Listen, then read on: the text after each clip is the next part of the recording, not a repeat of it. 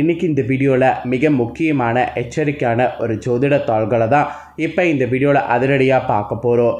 ஜோதிட தாள்களோ ஆன்மீக தாள்களோ எந்த ராசிக்கு அதிரடியாக பார்க்க போகிறோன்னா தனுசு ராசிக்காரங்களுக்கு அதிரடியாக பார்க்க போகிறோம். ஸோ தனுசு ராசியில் பிறந்த நேயர்கள் உங்களோட ராசிக்கு என்ன மாதிரியான தாள்களை பார்க்க போகிறோங்கிறத இந்த வீடியோவை ஃபுல்லாக பார்த்து தெரிஞ்சு பலன் பெறுங்க. அதாவது இப்போ பார்த்தீங்கன்னு வச்சுக்கோங்களேன், ஆங்கில மாதத்தில் 4வது மாதம் முடிந்து 5வது மாதமானது ஸ்டார்ட் ஆயிடுச்சு. ஸ்டார்ட் ஆன 5வது மாதம் மே மாதம் ஸ்டார்ட் ஆகிறதுக்கு முன்னாடி ஆங்கில மாதத்தில் 4வது மாதமான ஏப்ரல் மாதம் கடைசியாக ஒரு முக்கியமான விஷயமானது வந்தது. அது என்னென்னா, ஏப்ரலுடைய 30ஆம் தேதி சித்திரை 17ஆம் தேதி புதன்கிழமை அக்ஷய திருதியானது வந்தது. வந்த இந்த அக்ஷய திருதி அன்னைக்கு கிரகங்களிடையே சில யோகங்கள் உருவானது. அந்த யோகங்கள் அடுத்து மே மாதத்தில் தாக்கமாக ஒவ்வொரு ராசிக்கும் ஏற்படுது. அதில் தனுசு ராசியில் பிறந்தவங்களுக்கு என்ன மாதிரி தாக்கம் ஏற்படும், எப்படி நீங்கள் இருக்கணும் அப்படிங்கிற விஷயங்களை தான் இந்த வீடியோவில் சொல்ல போகிறேன். ஸோ தனுசு ராசிக்காரங்க இந்த ஒரு வீடியோவை ஸ்கிப் பண்ணாமல் பாருங்கள். உங்களோட ராசிக்கு என்ன மாதிரி தலையெழுத்து மாறும் அப்படிங்கிறத தெரிஞ்சு அதற்கேற்ப நடந்து பலன் பெறுங்க. அதுக்கு முன்னாடி அக்ஷய திருதி அப்படிங்கிறது தங்கம் வாங்கிறதுக்கு உகந்த நாள். தங்கம் வாங்கிறதுக்கு உகந்த நாளை அக்ஷய திருதி தவற விட்டாலும் அக்ஷய திருதியுடைய சூத காலம் இந்த ஒரு வார காலத்தில் இருக்கிறதுனால இதையெல்லாம் உங்கள் ராசிக்காரங்க நீங்கள் செய்தீங்கன்னா பெரிய அளவில் பலனுண்டு என்று சொல்லப்படுது. எதை செய்தால் பெரிய அளவில் பலன் இருக்குது அப்படிங்கிறது தான் இந்த வீடியோவில் உங்கள் ராசிக்கு சொல்ல போகிறேன். உங்களோட ராசிக்கு ஃபஸ்ட்டு எதையெல்லாம் செய்தால் பெரிய அளவில் பலன் கிடைக்கும் அப்படிங்கிற ஆன்மீக சார்ந்த விஷயத்தை தெரிஞ்சுக்குங்க. அதுக்கப்புறம் இந்த மே மாதம் கரெக்டாக 4ஆம் தேதிக்கு பிறகு உங்களோட ராசிக்கு என்ன மாதிரியான விஷயங்கள்லாம் நடக்க போகுதுங்கிறத எக்ஸ்பிளைன் பண்ணுறேன். ஸோ வீடியோவை ஸ்கிப் பண்ணாமல் ஃபுல்லாக பாருங்கள். அப்போ தான் நான் சொல்லக்கூடிய எல்லாமே உங்களோட ராசிக்கு நீங்கள் தெரிஞ்சு பலனடைய முடியும். சித்திரை மாதத்தில் வளர்பிறை காலத்தில் வரக்கூடிய திருதி தினம் அக்ஷய திருதி தினம். அக்ஷய திருதி என்றாலே அன்றைய தினம் தங்கம் வாங்கினால் மென்மேலும் தங்கத்தின் சேர்க்கை உண்டாகும். இந்த நம்பிக்கையின் அடிப்படையில் பெரும்பாலான மக்கள் இந்த தினம் நகைக்கடைகளுக்கு சென்று தங்க நகை வாங்குவதை வாடிக்கையாக வைத்திருப்பாங்க. ஸோ அக்ஷய திருதி முடிஞ்சாலும் இந்த ஒரு வார காலம் அக்ஷய திருதியாக இருக்கிற மாதிரி இருக்கிறனால தங்க நகை வாங்கலாம்.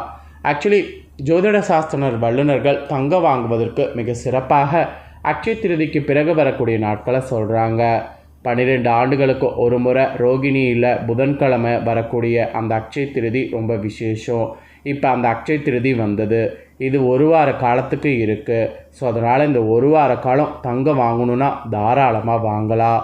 அப்புறம் ஏன் இந்த மாதிரி இந்த ஒரு வார காலம் அக்ஷய திருதி இருக்குன்னா, சூரியன், சந்திரன், சுக்கிரன் இந்த கிரகங்கள் உச்சம் பெற்றிருக்கிறாங்க. இவங்க எல்லாத்துக்கும் மேலாக தங்கத்துக்கு காரத்துவம் கொண்ட கிரகமான குரு கிரகம் உச்சம் பெற்றிருக்கு. இப்படி 4 கிரகங்கள் உச்சமாக இருக்கிறதுனால அக்ஷய திருதியுடைய இந்த ஒரு வார காலத்தில் தங்கம் வாங்குற மாதிரி இருக்குது. ஸோ தங்கத்துடைய சேர்க்கை நீங்கள் வாங்கினீங்கன்னா அதிகரிக்கும். பொருளாதார வளர்ச்சியும் உங்கள் ராசிக்கு உண்டாகும். இந்த ஒரு வார காலத்தில் தங்க நகை வாங்க முடியாவிட்டாலும் புனிதமான இந்த அக்ஷய திருதி ஒரு வார காலத்தில் கீழ்கண்டவற்றை நான் சொல்கிறத நீங்கள் செய்தீங்கன்னா உங்களுக்கு உங்கள் சந்ததியினருக்கும் மிகுந்த நன்மைகள் ஏற்படும். என்ன செய்யணுங்கிறத உங்களுக்கு ஷேர் பண்ணுறேன், அதை தெரிஞ்சுக்குங்க. மகத்துவம் மிக்க இந்த அக்ஷய திருதி ஒரு வார காலகட்டத்தில் நாடெங்கும் இருக்கக்கூடிய புண்ணிய நதிகளில் ஏதேனும் ஒன்றில் நீராடக்கூடிய பாக்கியம் கிடைச்சிதுன்னா அதை பண்ணுங்க. அதனால் உங்கள் பாவங்கள் அனைத்தும் நீங்கும். அப்புறம் இந்த அக்ஷய திருதி ஒரு வார காலத்தில் அன்னதானம் செய்வது மகத்தான பலனை தரும். ஏன்னா இந்த அக்ஷய திருதி காலத்தில் அன்னை பராசக்தி அன்னபூர்ணியாக சிவபெருமானுக்கு அன்னதானம் அளித்தாங்க. அதனால் நாமளும் இந்த ஒரு வாரம் அன்னதானம் அளித்தா ரொம்ப நல்லது. அப்புறம் இந்த அக்ஷய திருதி இந்த ஒரு வார காலகட்டத்தில் அன்னதானம் அளிக்கும் போதெல்லாம் மனசுக்குள்ளே கிருஷ்ண பரமாத்மாவை வழிபாடு செய்துக்கிட்டே இருக்கணும். அப்படி வழிபாடு செய்தால் மனதில் நினைத்த காரியங்கள் அனைத்தும் நிறைவேறும். அப்புறம் இந்த ஒரு வார காலம் உங்களால் முடிஞ்ச அளவுக்கு உணவு தானியங்கள் தானம் அளிக்கலாம். இதனால் அகால மரணம் ஏற்படுவதிலிருந்து காக்கப்படுவீங்க. அப்புறம் இந்த ஒரு வார காலகட்டத்தில் முன்னோர்களுக்கு தர்ப்பணம் செய்யலாம். இதனால் குடும்பத்தில் ஏற்பட்டிருந்த வறுமை நிலையானது நீங்கும். அப்புறம் இந்த ஒரு வார காலகட்டத்தில் ஏழைகள், மாற்றுத்திறனாளிகள், ஆதரவற்றவர்களுக்கு நீங்கள் தான தர்மங்கள் செய்யலாம். இதெல்லாம் செய்திங்கன்னா 7 தலைமுறைகளுக்கும் உங்களுக்கு புண்ணியம் சேர்ப்பதாக அமையும். அப்புறம் இந்த ஒரு வார காலம் உங்களுக்கு புத்தாடைகளை வாங்கி கொடுத்து தானம் செய்ய முடியும்னா அதை பண்ணுங்கள்.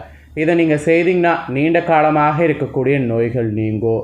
அப்புறம் கோயில்களுக்கு கூட இந்த ஒரு வாரம் கற்பூர தானம் செய்யலாம். இதெல்லாம் செய்திங்கன்னா மறுபிறவியில் அரச வாழ்வு உங்களுக்கு கிடைக்கும். அப்புறம் இந்த ஒரு வாரம் தாமரைப்பூ, மல்லிகைப்பூ இந்த மாதிரி பூக்களை தானம் செய்யலாம். இதெல்லாம் செய்திங்கன்னா மறுபிறவியில் மன்னர்களுடைய குலத்தில் பிறக்கக்கூடிய பாக்கியம் உண்டாகும். அப்புறம் இந்த ஒரு வார காலத்தில் தாழம்பூவை தானம் செய்யலாம். இது செய்திங்கன்னா மகாவிஷ்ணுவுடைய பூரணமான அருட்கடாட்சம் கிடைக்கும். அப்புறம் இந்த ஒரு வார காலகட்டத்தில் வாசன திரவியங்கள், பாக்கு, பழங்கள் இந்த மாதிரி கூட தானம் செய்யலாம். இது வேலையில் இருப்பவர்களுக்கு பதவி உயர்வை கிடைக்க செய்யும். அப்புறம் இந்த ஒரு வார காலம் மோர், இளநீர், குடிநீர் போன்றவற்றை தானம் செய்யலாம். இது செய்திங்கன்னா முன்ஜென்ம பாவங்கள் நீங்கி வாழ்வில் சிறப்பான முன்னேற்றம் காண முடியும். ஸோ இந்த மாதிரி இந்த ஒரு வார காலகட்டத்தில் அட்சய திருதியுடைய இது இருக்கிறதுனால நான் சொன்ன தான தர்மங்கள்லாம் செய்து பயன்பெறலாம். ஆக்சுவலி இந்த ஒரு வார காலகட்டத்தில் சிறிதளவு வெள்ளி வாங்க முடியும்னா வெள்ளியில் ஏதாவது பொருட்கள் வாங்குங்க. அதனால் நவக்கிரகங்களில் சந்திர பகவானுடைய அருள் கிடைக்கும். இதனால் சரும நோய்கள், மனக்குழப்பம், நிம்மதியின்மை போன்றவை நீங்கும். ஸோ கண்டிப்பாக இந்த ஒரு வார காலம் பார்த்திங்கன்னு வச்சுக்கோங்களேன், உங்களுக்கு வெள்ளி பொருட்கள் வாங்க முடிஞ்சதுன்னா ஏதாவது ஒரு நாள் வாங்கி பயன்பெறுங்க. இப்போ நான் சொன்னது எதுவுமே உங்களுக்கு பண்ண முடியலனா இந்த ஒரு வார காலத்தில் ஏதாவது ஒரு நாள் 11 ஏழைகளை சூஸ் பண்ணி அவங்களுக்கு தயிர் சாதம் அன்னதானமாக அளிங்க. இதை ஒன்று பண்ணிங்கன்னா உங்களுடைய 11 தலைமுறைகள் உணவிற்கு கஷ்டப்படக்கூடிய நிலை ஏற்படாமல் காக்கும். அதனால் கண்டிப்பாக பார்த்திங்கன்னு வச்சுக்கோங்களேன், நீங்கள் இந்த ஒரு வாரத்தில் நான் சொன்னதை ஏதாவது ஒன்று பண்ணி உங்களோட ராசிக்கு நல்ல வாழ்க்கையை பெற மாதிரி பார்த்துக்குங்க. இது தாங்க மெயினாக ஆன்மீக ரீதியாக சொல்லப்பட்டிருக்கு. இப்போ உங்களோட ராசிக்கு என்ன மாதிரியான பலன் கிடைக்க போகுதுங்கிறத சொல்ல போகிறேன். எதையும் திட்டமிட்டு செயலாற்றி வெற்றி காணக்கூடிய தனுசு ராசி நேயர்களுக்கு கிரகநிலைகளை ஆராய்ந்து பார்க்கும் பொழுது தொடக்கத்தில் உங்கள் ராசிநாதன் குரு 6வது இடத்துல பரிவர்த்தனை யோகம் பெற்று சஞ்சரிக்கிறாரு. உச்சம் பெற்ற சுக்கிரனோடு புதன் இணைகிறாரு. இது புத சுக்கிர யோகமாக வருது, பரிவர்த்தனை யோகமாகவும் வருது. அதனால் நினைத்தது இனி நடக்கும். நிதி பற்றாக்குறை உங்களுக்கு அகலும். அனைத்து முயற்சிகளும் வெற்றியானது கிடைக்கும். ஆதாயம் தரக்கூடிய தாள்கள் அதிகம் உங்களுக்கு கிடைக்கும். அந்த மாதிரி கிரகங்கள் உங்களுக்கு அமைஞ்சிருக்கு. அப்புறம் உங்களுக்கு பார்த்திங்கன்னு வச்சுக்கோங்களேன், கிரகங்களுடைய பரிவர்த்தனை அவ்வளவாக பார்த்திங்கன்னு வச்சுக்கோங்களேன், நீங்கள் நினச்சது நடக்கிறதுக்கு நல்லதில்லை என்று மற்ற கிரகங்கள் இருந்தாலும் நீங்கள் உழைத்தாலும் உழைப்புக்கேற்ற பலன் கிடைக்கும். திடீரென மாற்றங்கள் வரும். அது மட்டும் கொஞ்சம் மனக்கவலையை ஏற்படுத்தும். வியாபாரத்தில் உள்ள கூட்டாளிகள் விலகுவதாக சொல்லி அச்சுறுத்துவாங்க. அதனால் வியாபாரத்தில் கூட்டாளிகள் வகையில் கவனமாக இருக்கணும். புதிய வழக்குகள்லாம் வந்த வண்ணமாகவே இருக்கும். எதிரிகளுடைய பலம் கூடும். இந்த நேரத்தில் எதை செய்தாலும் யோசித்து செய்வது ஒரு பக்கம் நல்லது. அப்புறம் சில இடையூறுகள் முன்னேற்ற பாதையில் வரலாம். இருப்பினும் அந்த இடையூறுகள் வரும்போது தைரியமும் தன்னம்பிக்கையும் இருக்கணும். அப்படி இருந்ததுன்னா அதை முறியடித்து வெற்றியானது நீங்கள் காண முடியும். உத்தியோக மாற்றம் உறுதியாகி மனக்குழப்பத்தை அகற்றும்.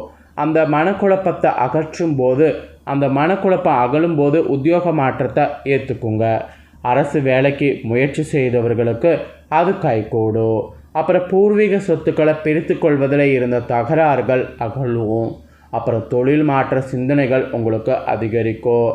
பழைய வாகனங்கள் கொடுத்து விட்டு புதிய வாகனம் வாங்கக்கூடிய முயற்சி செய்திங்கன்னா கைகூடும். பொருளாதாரத்தில் இருந்த தேக்க நிலை மாறும். பாகிஸ்தானத்தில் கேது சஞ்சரிக்கிறதுனால சகல பாக்கியங்களும் வழங்குவார். ஸோ மொத்தத்தில் இந்த டைம் உங்களுக்கு கொஞ்சம் ஏதுவாக மாதிரி இருக்கும். அதாவது உங்களுக்கு சாதகமாக இருக்கிற மாதிரியே இருக்கும், அட் த சேம் டைம் பாதகமாகவும் இருக்கும். அதனால் நான் என்ன சொன்னனோ அதை தெரிஞ்சிருப்பீங்கள்ல, அதற்கேற்ப நடந்து பயன்பெறுங்க.